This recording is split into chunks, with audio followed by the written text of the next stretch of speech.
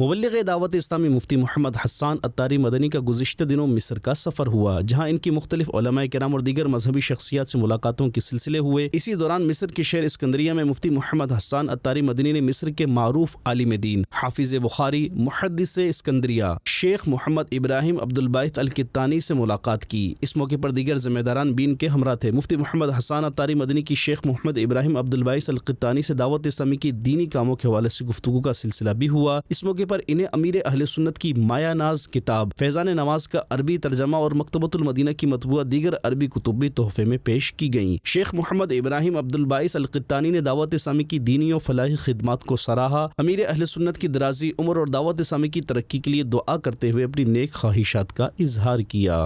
تشرفت وسعدت بهذه الرسالة العظيمة أو بهذا الكتاب بعنوان مجموع رسائل الشيخ إلياس العطاري، وأنا أشكره على هذه الهدية بل وعلى هذا الجهد الكبير، وأسأل الله أن يجعل هذا المركز منارة علم ومعرفة، وأن ينفع به المسلمين وطلاب العلم، أن ينفعهم الشيخ إلياس العطاري.